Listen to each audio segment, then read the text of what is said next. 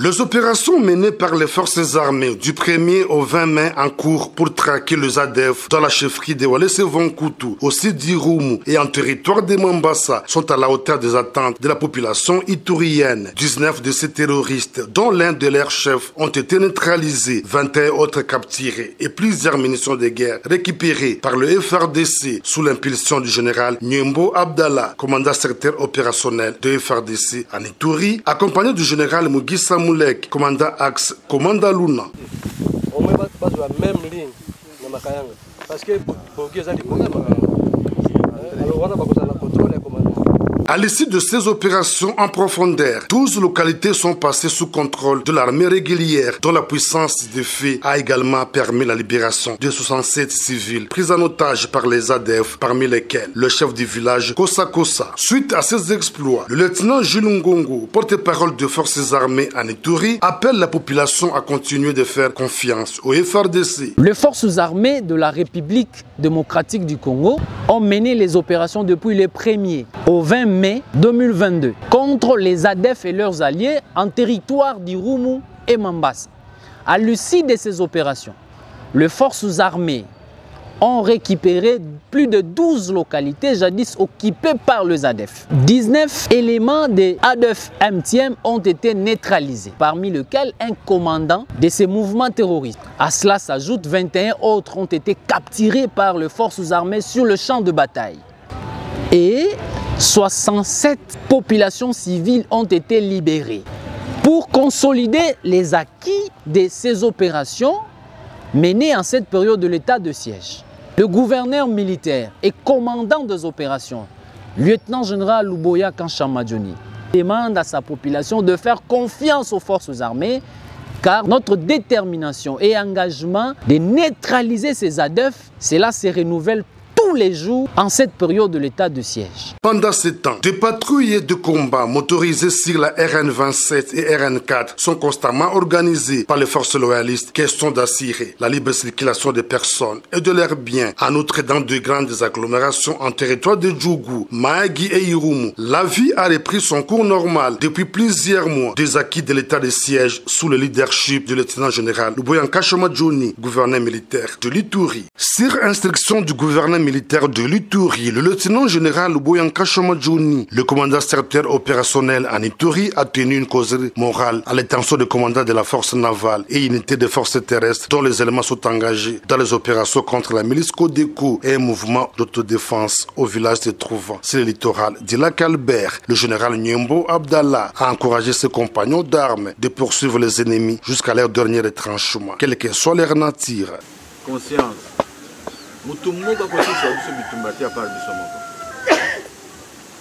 Parce que si l'ennemi est aujourd'hui à 20 km ou 40 km, dites-vous après demain il sera à les environs au détour. Pendant ce temps, le gouverneur militaire et commandant des opérations en Ituri a, au cours d'une audience avec les communautés, réitéré l'engagement du président de la République à restaurer la paix sur toute l'étendue de l'Ituri, dans une approche globale. Donc nous avons deux dimensions comme réponse à l'insécurité ici. Nous avons les opérations et nous avons les négociations. Ceux qui acceptent d'aller dans les négociations, ils vont aller là-bas, ils vont parler. Ça, c'est le plan stratégique, c'est la présidence qui organise. Ceux qui ne vont pas accepter d'aller dans les négociations, ils seront neutralisés. L'état de siège, c'est l'engagement du gouvernement. Or, notre gouvernement est engagé vraiment à éradiquer. Rappelons que c'est depuis le vendredi 20 mai dernier que les forces armées ont lancé des opérations musclées contre la milice Codeco au bord du lac Albert, notamment au village Café, groupement Losandrema, chefferie de Baïma Nord, en territoire de Djougou. Ils sont près de 21 000 sur l'ensemble de l'Ituri. Les élèves finalistes des écoles secondaires répartis dans 134 centres dont un en Ouganda à prendre part aux épreuves préliminaires de l'examen d'État édition 2022, lancé officiellement à Bunia par le vice-gouverneur. Ainsi, au nom de son Excellence, Monsieur le gouverneur de la province, nous lançons officiellement ce jour les débuts des épreuves hors session.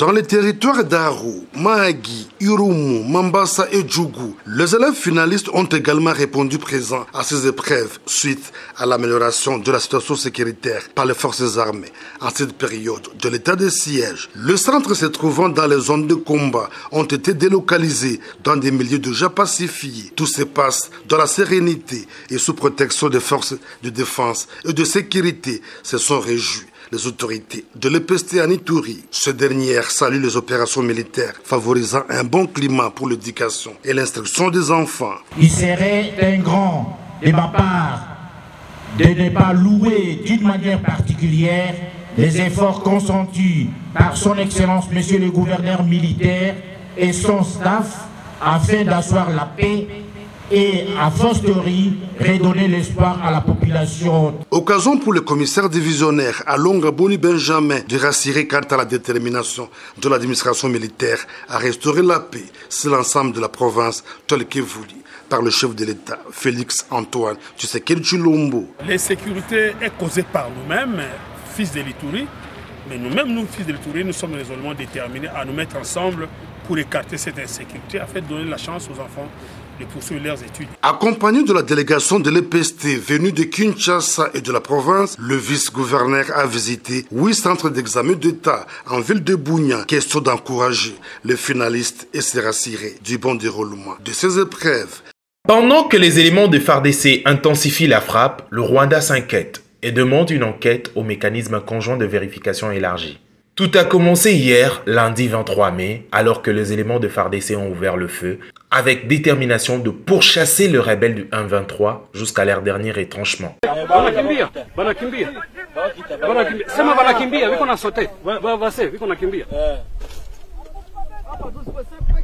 9h59, un communiqué de presse de l'armée rwandaise tombe. L'armée rwandaise RDF demande une enquête sur le bombardement de FARDC sur le territoire rwandais. Kigali 23 mai 2022.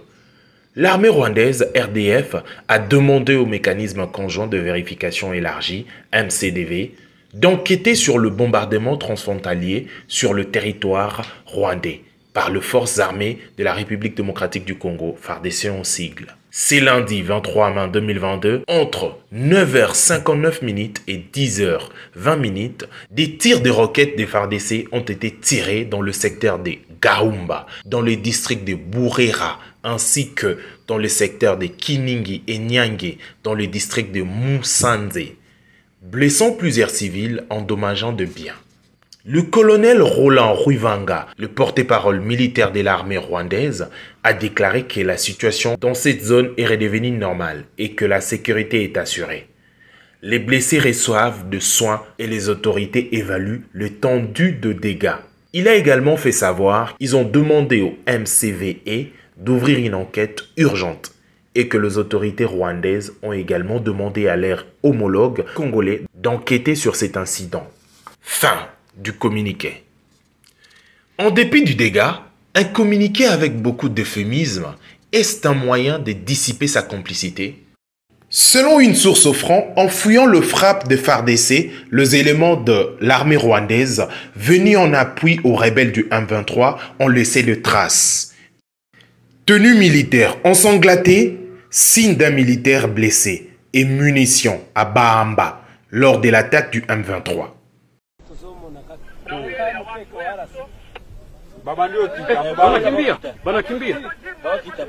Sema wanakimbia, wiko na sote. Wase, wiko nakimbia.